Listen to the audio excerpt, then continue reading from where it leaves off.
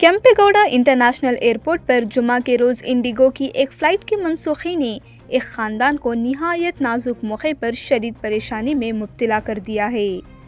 Airport ذرائع کے مطابق خاندان بنگلورو سے دہلی جانے والی انڈیگو کی صبح 11:45 بجے کی پرواز میں سوار ہو کر ہریدوار جانا چاہتا تھا، جہاں انہیں ایک مرحوم رشتہ دار کی راکھ وسرجن کے لیے جانا تھا۔